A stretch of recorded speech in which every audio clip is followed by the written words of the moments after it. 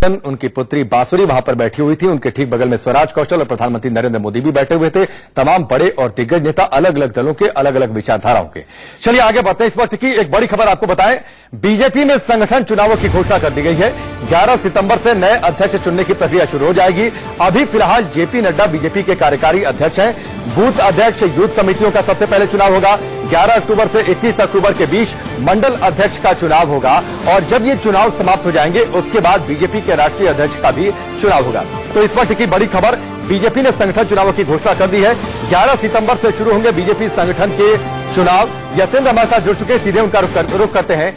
यतेंद्र, 2019 चुनावों के बाद अब बीजेपी नए सिरे से संगठन के चुनाव करवाने जा रही है। बीजेपी में हर 3 साल के बाद नए सिरे से संगठन के चुनाव होते हैं और संगठन के चुनाव भी नीचे लेवल से लेकर ऊपर तक होते हैं। यानी कि पहले मंडल और बूथ समिति के अध्यक्ष चुने जाते हैं, फिर उसके बाद जिला समिति और जिला अध्यक्ष चुने जाते हैं, फिर उसके बाद प्रदेश अध्यक्ष और राष्ट्रीय परिषद के सदस्य का चुनाव किया जाता है, क्योंकि राष्ट्रीय अध्यक्ष के चुनाव के लिए राष्ट्रीय परिषद की सहमति जरूरी होती है। तो ये पूरा शेड्यूल जो संगठन के चुनावों का है और ऐसे ही 11 अक्टूबर, फिर 1 दिसंबर से 15 दिसंबर तक प्रदेश अध्यक्ष और राष्ट्रीय परिषद के सदस्यों का चुनाव किया जाएगा।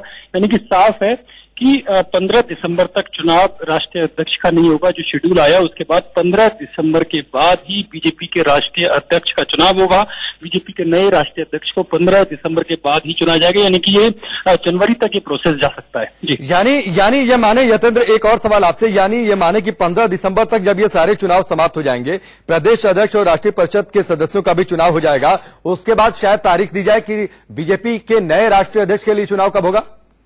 देखिए, बिल्कुल, जब 1 दिसंबर जो इस पूरा जो शेड्यूल आया है उसमें सबसे लास्ट में प्रदेश अध्यक्ष और जो राष्ट्रीय परिषद है उनके सदस्यों को चुनाव होगा, क्योंकि जब राष्ट्रीय परिषद नहीं बन जाएगी, उसके सारे सदस्य बन जाएंगे, तो उसके बाद राष्ट्रीय अध्यक्ष के चुनाव की तिथि घोषित की जाएगी। पार्लियामेंट्री बोर्ड बैठेगा, पार्लियामेंट्री बोर्ड में चुनाव के नामांकन की प्रक्रिया शुरू कराने के लिए मोहर लगाई जाएगी। फिर जो राष्ट्रीय चुनाव अधिकारी और सह चुनाव अधिकारी बनाए गए हैं वो उस प्रोसेस को पूरा कराएंगे। नामांकन के सेट बनाए जाएंगे, जो उम्मीदवार है वो अपना नाम दाखिल करेंगे, फिर नाम वापसी की डेट तय की जाएगी और जब जो नाम बाकी रह जाएगा, कोशिश बीजेपी की यही रही अभी तक का ये परंपरा है कि सर्वसम्मति से, आम सहमति से ये राष्ट्रीय अध्यक्ष का चुनाव किया जाता है। तो इसी प्रकार ये शेड्यूल जो परंपरा है वो इस बार भी बीजेपी चाहेगी कि आम सहमति से, सर्वसम्मति से बीजेपी अध्यक्ष का चुनाव हो। तो जो अब शेड्यूल आया है वो साफ है कि 15 दिसंबर के बाद ही बीजेपी के राष्ट्रीय अध्यक्ष का चुनाव होगा, जिसमें जो राष्ट्रीय परिषद के जो नए सदस्य बनेंगे उस नाम पर बाद में। ठीक है, चलिए यतेंद्र, हमसे जुड़ने के लिए, इस जानकारी के लिए आपका बहुत बहुत शुक्रिया।